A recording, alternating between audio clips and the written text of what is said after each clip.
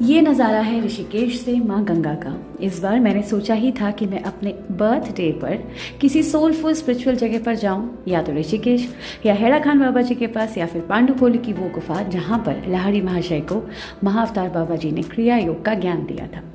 पापा नहीं जा सकते थे बाकी दो जगहों पर, और वहीं उनको ले जाने का मन था मेरा, चाहती थी उनके साथ जाऊं, इसलिए ऋषिकेश आनंद फानन में 4 तारीख की शाम को आ गई।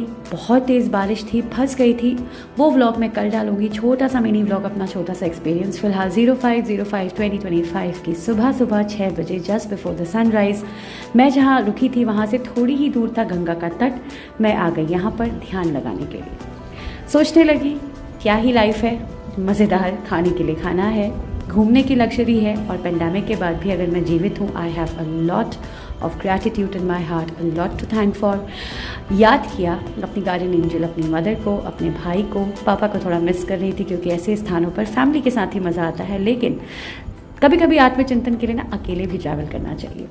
और बर्थडे बिल्कुल सही मौका था, एक साल की, मेरे नए साल की शुरुआत का। घूमते घूमते मैंने देखी माँ गंगा की विराट मूर्ति और सामने भागीरथ ऋषि। अपने आप ही हाथ जुड़ गए। मन वचन कर्म से कोई पाप हुए हो तो माँ गंगा माफ़ करना, और आने वाले साल में शांति हो, थोड़ा सा ही सुख चाहिए लाइफ में, ज़्यादा हमें चाहिए नहीं होता, उससे ज़्यादा लालच ही होता है।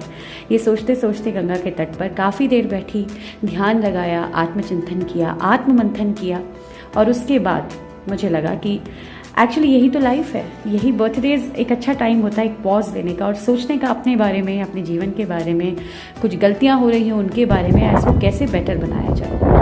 गहरे डूबने के लिए शून्य के अरण्य में। और बड़ी मज़े की बात थी कि ये भी एक मंडे था और कुंभ से लौट रही थी तो वो भी एक मंडे था। मंडे यानी मेरा फास्टिंग वाला दिन।